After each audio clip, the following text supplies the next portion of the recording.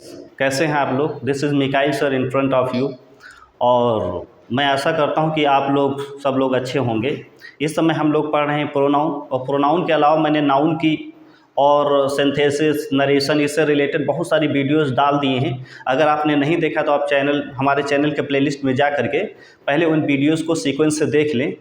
और आज का जो हमारा ये चैप्टर है वो प्रोनाउन है। प्रोनाउन के भी मैंने बहुत सारे वीडियो डाल दिए हैं, उसके आगे हम लोग पढ़ने जा रहे हैं।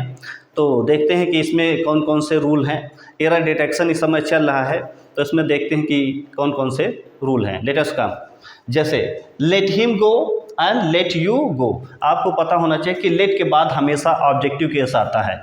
लेट एक वर्ब है, लेट एक वर्ब है, और जैसा कि आपको पता है कि वर्ब के बाद हमेशा ऑब्जेक्टिव केस आता है।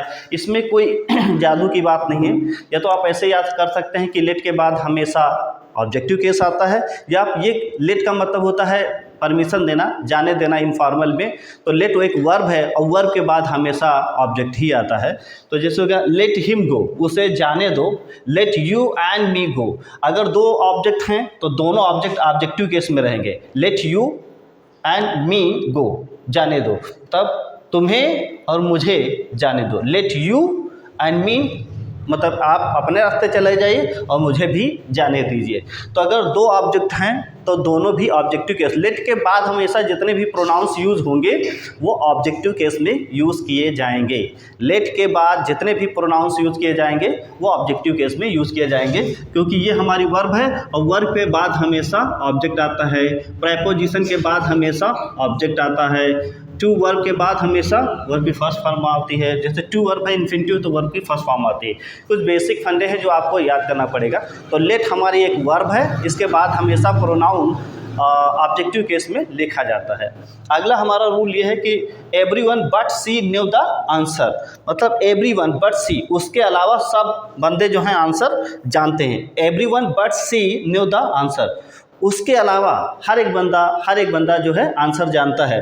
तो अगर बट को प्रेपोजिशन की तरीके से यूज़ करते हैं इस तरीके के, जैसे एवरीवन है, एनीवन है, नोबडी है, समवन है, एनीवन है, अगर इंडेफिनिट प्रोनाउन इनके पहले इस्तेमाल किया गया है और बट का प्रयोग प्रेपोजिशन की तरीके से इस्तेमाल किया गया है, तो यहाँ पर बट का मतलब लेकिन नहीं होता। यहाँ पे बट का मतलब होता है सिवाय। यहाँ पे बट का सिवाय का मतलब है सिवाय। यहाँ पे बट का मतलब है सिवाय, ठीक है। तो इसके बाद प्रेपोजिशन, इसके बाद मतलब ये प्रेपोजिशन के रूप में यूज़ हुआ है। तो इसके बाद अगर हम ऑब्जेक्टिव केस लिखना चाहें तो भी सही है, और अगर सब्जेक्टिव केस लिखना चाहें तब भी सही है, और ऑब्जेक्टिव केस लिखना चाहें तब भी सही है। मैं फिर से बता देता हूं कि अगर बट का प्रयोग एज अ प्रेपोजिशन की तरीके से इस्तेमाल किया गया है और इनके पहले जो हमारे इंडेफिनिट प्रोनाउन आए हैं, एवरीवन है, एवरीबडी है, समबडी है, नोबडी है, एनीवन है, तो इनके पहले अगर इंडेफिनिट प्रोनाउन है तो बट के बाद सब्जेक्टिव केस का भी इस्तेमाल किया जा सकता है और बट के बाद ऑब्जेक्टिव केस का भी इस्तेमाल किया जा सकता है। यहाँ पे अगर देखा जाए तो ऑब्जेक्टिव केस ज़्यादा बेटर माना जाएगा, क्योंकि प्रेपोजिशन के बाद ऑब्जेक्टिव केस लिखा जाता है। Everyone but she knew the answer, मतलब उसके अलावा हर एक बंदा आंसर जानता है। Everyone but her knew the answer, उसके अलावा हर एक बंदा आंसर जाता है। इसके बाद हमारा तीसरा रूल है कि ये बताया गया कि जब हम कंपेयर करते हैं तो अगर सब्जेक्ट को सब्जेक्ट से कंपेयर करते हैं तो एज और दैन, हमारे पास जैसे एज है और दैन है, इनके बाद अगर सब्जेक्ट की तुलना सब्जेक्ट से करते हैं तो subjective case means nominative case लिखा जाएगा। अगर ऑब्जेक्ट की तुलना ऑब्जेक्ट से करते हैं तो एज और दैन के बाद ऑब्जेक्टिव केस लिखा जाएगा। इसमें बहुत बड़ी कोई बात नहीं है।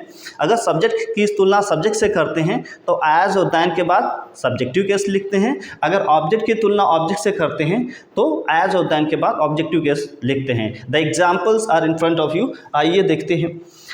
जैसे लिखा Mukesh is as fast as I, कि मुकेश इतनी ही तेज है जितना कि मैं। तो मुकेश की तुलना और आई की तुलना की जा रही है। तो यहाँ पे मुकेश सब्जेक्ट है और यहाँ पे आई भी सब्जेक्ट है। सब्जेक्ट की तुलना सब्जेक्ट से जब की जाती है तो एज के बाद सब्जेक्टिव केस लिखा जाता है। Mukesh is as fast as I am, मतलब मुकेश भी इतना ही तेज है जितना कि मैं तेज हूँ। तो यहाँ पे आई की तुलना मुकेश से सब्जेक्ट की तुलना हो रही, तो एज और दैन के बाद सब्जेक्टिव केस लिखा जाएगा। यहाँ पे जैसे लिखा है आई रन फास्टर दैन ही, मैं जो है उससे तेज दौड़ता हूँ। तो यहाँ पर भी आई की तुलना जो है ही से की गई है, तो देन के बाद सब्जेक्टिव केस लिखा गया है। अगर ऑब्जेक्ट की तुलना ऑब्जेक्ट से की जा रही है तो फिर ऑब्जेक्टिव केस लिखा जाएगा। जैसे I love you as much as him, मतलब मैं तुमसे उतना ही प्यार करता हूँ जितना कि मैं उससे प्यार करता हूँ। तो यहाँ पर ये सब्जेक्ट हो गया, ये मेन वर्ब हो गया और ये हमारा ऑब्जेक्ट हो गया। तो ऑब्जेक्ट की तुलना ऑब्जेक्ट से करते हैं तो फिर ऑब्जेक्टिव केस लिखा जाएगा। सो एज के बाद फिर ऑब्जेक्टिव केस में लिखा जाएगा जब ऑब्जेक्ट की तुलना ऑब्जेक्ट से करते हैं। तो ये भी ऑब्जेक्ट है और वो भी ऑब्जेक्ट। आई लव यू, मैं तुमसे मोहब्बत करता हूँ जितनी कि मैं उससे करता हूँ, जितनी कि मैं उससे करता हूँ। आप इसको इस तरीके से लिख सकते हैं, I love you as much as I love him, इस तरीके से। तो देखो ऑब्जेक्ट की तुलना ऑब्जेक्ट से हो रहा है। अगर ऑब्जेक्ट की तुलना ऑब्जेक्ट से होगी तो ऑब्जेक्टिव केस में लिखा जाएगा। अगर सब्जेक्ट की तुलना सब्जेक्ट से होती है तो फिर सब्जेक्टिव केस में लिखते हैं। आओ देखते हैं कि अगला रूल क्या है। आइए देख लेते हैं कि अगला रूल क्या है हमारा। जैसे मैनी अ सोल्जर, अगर मैनी अ सेंटेंस के अंदर आता है तो मैनी अ मतलब बहुतों में से एक सोल्जर, तो इसके साथ जो पॉजिटिव एडजेक्टिव लगाते हैं वो सिंगुलर नंबर में लगाते हैं। ज़्यादा प्रेफरेंस हम मेल जेंडर को देते हैं, इसलिए हिज हम पॉजिटिव एडजेक्टिव लगाते हैं। जैसे लिखा many a soldier has met his death in the battlefield, बहुत सारे सोल्जरों में से एक दो सोल्जर को मतलब भाग्य मिलता है कि वो बैटल फील्ड में ही शहीद हो जाते हैं। मेनी अ सोल्जर, तो मेनी अ सोल्जर अगर आता है तो मेनी अ सोल्जर इस तरीके से मेनी अ प्लस नाउन, तो इसको सिंगुलर नंबर माना जाता है और इसके साथ सिंगुलर पॉजिटिव एडजेक्टिव का इस्तेमाल किया जाता है। ये मेनी आ प्लस नाउन जो रहेगा इसको सिंगुलर नंबर मानते हैं। क्या मानते हैं? Singular number. और इसके साथ जो पॉजिटिव एडजेक्टिव जो इस्तेमाल किया जाता है वो सिंगुलर नंबर का इस्तेमाल किया जाता है। हिज इस्तेमाल किया जाता है, यहाँ पर दियर गलत है। फिर लिखा है everyone attended the party except him, अगर एक्सेप्ट के बाद कोई प्रोनाउन आता है तो उसको हमेशा ऑब्जेक्टिव केस में लिखते हैं। प्लीज़ लिसन टू मी, मैं ये कह रहा हूँ कि एक्सेप्ट के बाद अगर कोई प्रोनाउन आता है तो उसको हमेशा ऑब्जेक्टिव केस में लिखते हैं। जैसे everyone attended the party except him, उसके अलावा सारे लोगों ने पार्टी को अटेंड किया था। ठीक है, अगला हमारा रूल है each of the boys, each of और ईदर ऑफ और नीदर ऑफ, इनके बाद जब नाउन का इस्तेमाल करते हैं तो उनके साथ हमेशा दा लगाते हैं और वो नाउन प्लूरल फॉर्म में होता है। Each of the boys has his own book, और ईच ऑफ और ईदर ऑफ और नीदर ऑफ इनको माना सिंगुलर जाता है, लेकिन इनके बाद दा लगाते हैं और प्लूरल नाउन लिखा जाता है कि each of the boys has his own book, कि प्रत्येक लड़के के पास अपनी अपनी किताब है। Either of the two boys can go there, इन दो लड़कों में से कोई भी बंदा वहाँ पे जा सकता है। Neither of the two boys can go there, इन दोनों लड़कों में से वहाँ पर कोई भी नहीं जा सकता। तो जैसे ईच ऑफ है, ईदर ऑफ है, नीदर ऑफ है, इसके बाद जो नाउन लिखा जाता है उसके साथ आर्टिकल दा का इस्तेमाल किया जाता है और वो नाउन हमेशा प्लूरल नंबर में होता है। आर्टिकल दा का इस्तेमाल किया जाता है और वो नाउन हमेशा प्लूरल नाउन में होता है, प्लूरल नंबर में होता है। आओ देख लेते हैं कि अगला रूल क्या है। आइए देखते हैं कि इस स्लाइड में कौन कौन से रूल हैं। जैसे each of the two students was honest, each of the to, तो ईच का प्रयोग हमेशा दो के लिए या दो से अधिक के लिए भी इस्तेमाल करते हैं। ये हमेशा ध्यान में रखें कि ईच मीन्स होता है प्रत्येक, और ये दो के लिए और दो से कभी अधिक के लिए भी इसका इस्तेमाल किया जाता है। Each of the two students was honest, इन दो विद्यार्थियों में से दोनों जो हैं वो ईमानदार हैं। और कभी कभी ईच का इस्तेमाल दो से ज़्यादा के लिए भी करते हैं। Each of the three student was honest, कि इन तीन विद्यार्थियों में से प्रत्येक विद्यार्थी जो है वो ईमानदार है। तो ईच दो के लिए भी लगाते हैं और ईच दो से ज़्यादा के लिए भी इस्तेमाल करते हैं। लेकिन ईदर दो के लिए इस्तेमाल करते हैं अफर्मेटिव सेंटेंस में, और नीदर दो के लिए इस्तेमाल करते हैं नेगेटिव सेंटेंस में। जैसे either of these two pens is red, इन दोनों कलमों में से कोई भी कलम जो है वो लाल नहीं है, लाल। Either of these two pens is red, मतलब इन दो कलमों में से कोई एक कलम जो है वो लाल है। और जैसे लिखा neither of these two girls is active, इन दो लड़कियों में से कोई भी लड़की एक्टिव नहीं है। दोनों लड़कियां जो हैं भदुरा टाइप की हैं, कोई भी एक्टिव नहीं है, बिल्कुल भद्दो टाइप के हैं। तो neither of these two girls is active, और ये हमेशा रखिए, ध्यान रखिए कि ईदर ऑफ और नीदर ऑफ के बाद हमेशा दा लगता है, और इसके बाद जो प्रोनाउन इस्तेमाल किया जाता है वो हमेशा प्लूरल फॉर्म में इस्तेमाल किया जाता है। प्लूरल फॉर्म में इस्तेमाल किया जाता है, लेकिन हुमाना सिंगुलर जाता है। Each of, either of, neither of, इनके बाद जब भी प्रोनाउन का इस्तेमाल किया जाता है वो प्लूरल फॉर्म में होता है, लेकिन माना सिंगुलर जाता है। जैसे अगर दो के लिए है, दो के लिए सेंटेंस अफर्मेटिव है तो ईदर, दो के लिए सेंटेंस अगर नेगेटिव है तो नीदर, और दो से ज़्यादा के लिए है सेंटेंस नेगेटिव है तो नन का इस्तेमाल करते हैं। None of the 5 student is laborious, कि मतलब इन 5 विद्यार्थियों में से एक भी विद्यार्थी लेबोरियस नहीं है। तो 5 स्टूडेंट रूल वही है कि ऑफ के बाद 5 स्टूडेंट प्लूरल नंबर में होगा। You can take any of these 5 books, इन 5 किताबों में से तुम कोई भी एक किताब ले सकते हो।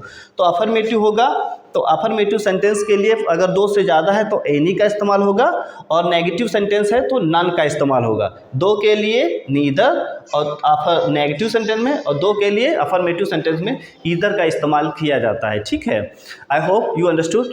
आइए देखते हैं कि अगला रूल हमारा क्या है। आइए देख लेते हैं किस स्लाइड में कौन सा रूल है। अगर बताया गया कि अगर ईच का प्रयोग सब्जेक्ट के लिए हुआ है, अगर ईच का प्रयोग सेंटेंस में सब्जेक्ट के लिए हुआ है तो वो हेल्पिंग वर्ब के पहले इस्तेमाल किया जाता है। अगर ईच का प्रयोग सब्जेक्ट के लिए हुआ है तो फिर ईच सब्जेक्ट के बाद और हेल्पिंग वर्ब के पहले इस्तेमाल किया जाता है। जैसे we each have advised him to give up smoking, हम सभी लोगों ने, हम में से प्रत्येक बंदे ने उसको सलाह दिया कि स्मोकिंग जो है वो छोड़ दे। वे ईच में से हम में से प्रत्येक ने उसको सलाह दिया कि स्मोकिंग छोड़ दे। तो वी ईच लगाएंगे इस तरीके से, सब्जेक्ट के बाद ईच का इस्तेमाल किया जाता है। We each tried our best, तो कभी कभी हेल्पिंग वर्ब का इस्तेमाल नहीं किया जाता है, तभी सब्जेक्ट के बाद ही इसका इस्तेमाल करते हैं और मेन वर्ब के पहले ईच का इस्तेमाल करते हैं। We each tried our best to win the match, हम सभी ने भरसक कोशिश किया मैच को जीतने का। फिर लिखा है आई गेव देम, अगर ऑब्जेक्ट के बाद कोई फ्रेज दिया गया है, ऑब्जेक्ट के बाद अगर कोई फ्रेज दिया गया है तो फिर ईच का प्रयोग ऑब्जेक्ट के बाद करते हैं। I gave them each some money, मैंने प्रत्येक को कुछ कुछ पैसा दिया। इस तरीके से ये रूल इस्तेमाल होता है। और देख लेते हैं कि अगला हमारा रूल क्या है। आइए देख लेते हैं कि स्लाइड में कौन कौन से रूल दिए गए हैं। Both of the 2 students are careless, इन दोनों लड़कों में से दोनों के दोनों जो लड़के हैं वो लापरवाह हैं। तो हम बोथ का इस्तेमाल 2 के लिए करते हैं, और बोथ का इस्तेमाल हम 2 के लिए करते हैं, और 2 से ज़्यादा अगर होता है तो उसके लिए ऑल का इस्तेमाल किया जाता है। बोथ वाला सेंटेंस कभी भी नेगेटिव नहीं बनता। अगर इस सेंटेंस को नेगेटिव बनाना है तो फिर उसको नीदर से बनाना पड़ेगा। बोथ वाला सेंटेंस कभी भी नेगेटिव नहीं बनता। तो both of the 2 students are careless, इन दोनों लड़कों में से दोनों के दोनों लड़के जो हैं वो बहुत ही लापरवाह हैं। और all the 5 girls are laborious, all the 5 girls, इन पाँचों की पाँचों लड़कियां जो हैं वो बहुत ही मेहनती हैं। अगर 2 हैं तो बोथ का इस्तेमाल करेंगे, और 2 से ज़्यादा हैं तो फिर ऑल का इस्तेमाल करते हैं। All the 5 girls are laborious, तो इस तरीके से ऑल, अगर 5 मतलब 2 से ज़्यादा है तो ऑल का इस्तेमाल करते हैं। Everyone of the 5 student came to attend the party, everyone का इस्तेमाल हमेशा मोर देन 2 के लिए इस्तेमाल करते हैं। मोर देन 2, एवरीवन का इस्तेमाल 2 से ज़्यादा के लिए करते हैं। जैसे एवरीवन ऑफ द 5 स्टूडेंट, 5 विद्यार्थियों में से हर एक विद्यार्थी जो है वो क्लास को अटेंड करने के लिए आया। तो 2 से ज़्यादा के लिए अगर मतलब एवरीवन जो है ये 2 से ज़्यादा मोर देन 2 के लिए इस्तेमाल किया जाता है। ठीक है, और ये जो ऑन है ये पजेसिव एडजेक्टिव प्लस ऑन का इस्तेमाल जब किया जाता है तो ये एम्फेसिस, मतलब सब्जेक्ट के ऊपर एम्फेसिस करने के लिए लिखा जाता है। पजेसिव एडजेक्टिव होगा फिर इसके बाद ऑन होगा, तो ये सब्जेक्ट पर एम्फेसिस डालने के लिए किया जाता है। जैसे I live on my own income, कि मैं अपनी इनकम पर जीता हूँ, मैं अपनी, तो इसका मतलब हो जाए मैं अपनी खुद की इनकम पर जीता हूँ। She lift her own box, lifter नहीं, she lifted, she lifted her own box, उसने अपना जो बक्सा था उसने खुद ही उठा लिया। तो खुद ही, ये जो ओन का इस्तेमाल किया गया है ये सब्जेक्ट के ऊपर एम्फेसिस जोर डालने के लिए किया जाता है। दे लव देयर ओन वर्क, वो लोग जो है अपने खुद के काम से प्यार करते हैं। तो ये ओन का जो इस्तेमाल किया जाता है ये सब्जेक्ट के ऊपर एम्फेसिस डालने के लिए किया जाता है। आज के लिए बस इतना ही। अगर आपने मेरी पिछली वीडियोस को नहीं देखा है तो आप हमारे चैनल के प्लेलिस्ट में जाकर के उन वीडियोस को देख सकते हैं, ठीक है। और अगर मेरी वीडियोस आपको अच्छी लग रही हैं तो प्लीज़ सब्सक्राइब माय चैनल और लाइक करें, शेयर करें, ज़्यादा से ज़्यादा अपने दोस्तों के बीच में शेयर करें ताकि वो बच्चे जो पढ़ नहीं पा रहे हैं, दूर दराज रहते हैं, उनको भी पढ़ने का मौका मिले। मिलते हैं कल एक नई वीडियो के साथ, तब तक के लिए थैंक यू एंड